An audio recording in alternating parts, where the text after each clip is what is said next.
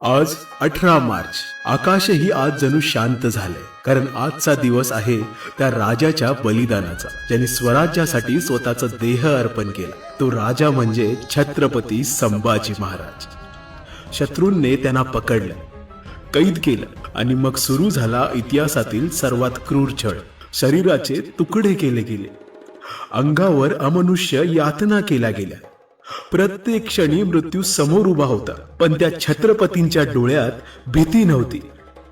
होती फक्त स्वराज्याची जिद्द. धर्म सोडा असं सांगितलं गेलं, राज्य सोडा असं सांगितलं गेलं, पण त्या सिंहाने डोकं झुकवलं नाही. कारण त्याला माहित होतं, हा देह जाईल पण स्वाभिमान जाऊ नये.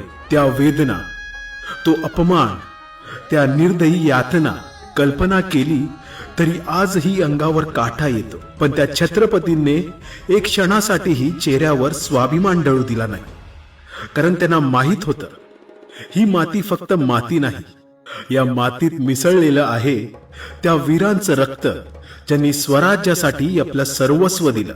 आज आपण ज्या मोकळ्या श्वासाने जगतो, त्या प्रत्येक श्वासावर त्या छत्रपतींचा हक्क आहे. आज डोळ्यात पाणी येतं, पण त्याच वेळी छाती अभिमानाने फुलते.